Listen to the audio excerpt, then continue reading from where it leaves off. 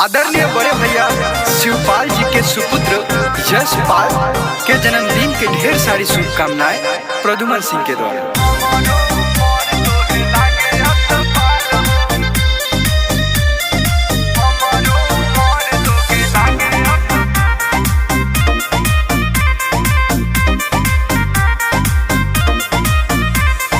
जिया 2000 साल बढ़े तो हर साल हो, जिया 2000 साल बढ़ो तो हर साल हो कि हमारो उमर तोहे लागे असपाल हो, कि हमारो उमर तोके लागे असपाल हो।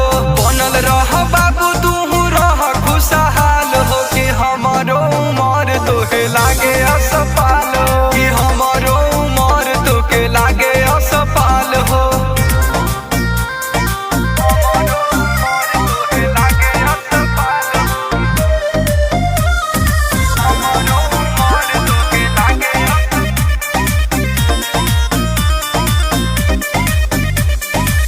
धन भर माई जवन दिहली जाना मावा, कुल खानदान के बढ़ाव तू न मावा, कुल खानदान के बढ़ाव तू न मावा।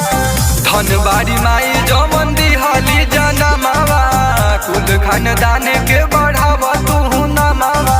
कर तू तब कि हमारी है अरमान हो, कि हमारो उमर तोहे लागे असपाल हो, कि हमारो उमर तोहे लागे असपाल हो, कि हमारो उमर तोहे लागे असपाल हो।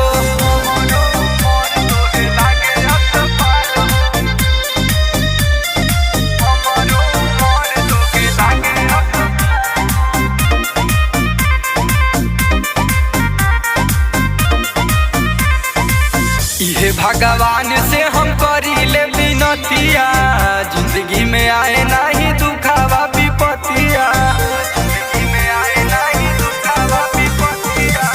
इहे भगवान से हम करीले विनतिया, जिंदगी में आए नहीं दुखावा विपतिया। बसे यश